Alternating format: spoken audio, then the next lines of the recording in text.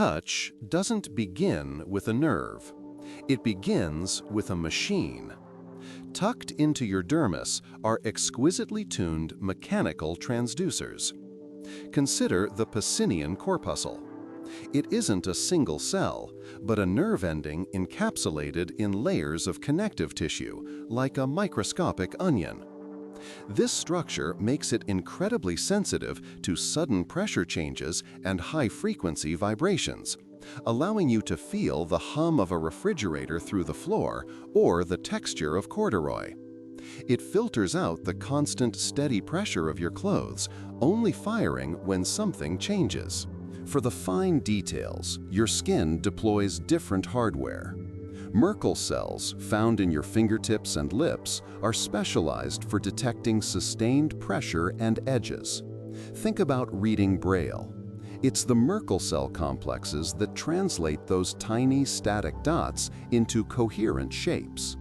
Nearby, Meissner's corpuscles handle the sensation of a light flutter or slip, like an insect landing on your arm or the feeling of silk slipping through your fingers. Each receptor is a specialist, converting a specific type of physical force into a specific pattern of electrical signals. This electrical signal isn't a simple on or off message. It's a language.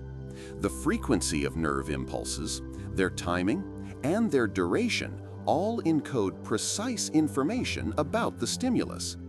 A light touch might generate a slow, sporadic train of pulses, while a sharp poke creates a rapid, high-frequency burst. This digital code travels along insulated wires called A-beta nerve fibers, some of the fastest information conduits in your nervous system, transmitting data at up to 120 meters per second.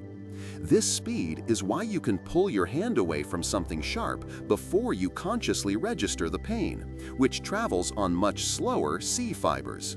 The signals don't go straight to the brain. Their first stop is a critical processing hub in the brainstem or spinal cord, specifically the dorsal column nuclei. This isn't just a simple relay station. Here, signals are filtered, sharpened, and compared.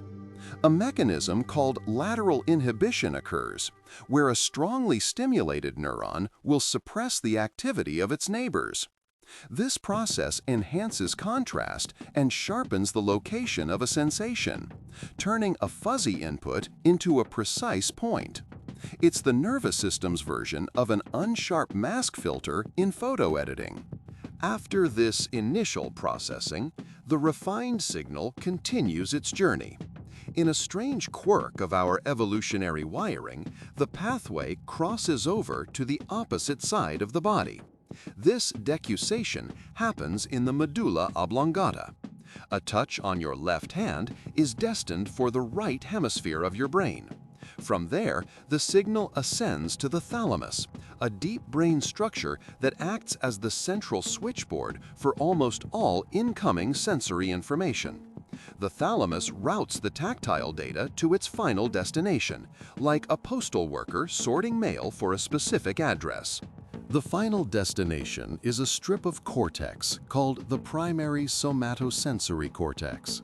Here, the raw data is finally perceived as touch. This cortex contains a complete, albeit bizarrely distorted, map of your body. This is the sensory homunculus. Areas with high tactile sensitivity, like your fingertips and lips, command huge amounts of cortical real estate. Your entire back, however, is represented by a much smaller region. This is why you can distinguish 2 points just millimeters apart on your finger, but might perceive them as a single point on your back. Ultimately, the feeling of touch is a construction. It is an interpretation. The brain takes the filtered, sorted signals from millions of individual receptors and weaves them into a seamless, coherent experience of the world. This is why your brain can be tricked. The rubber hand illusion, for example, convinces your brain to adopt a fake hand as its own simply by synchronizing visual and tactile input. Phantom limb pain in amputees demonstrates that the brain's body map can exist independently of the body itself.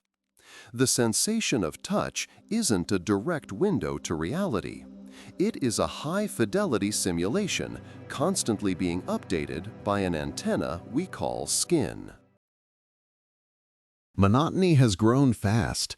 Nearly 2,700 people have watched in the last few weeks, yet less than 0.03% are subscribed. It would mean a lot if you joined by hitting subscribe. And again, thanks for watching.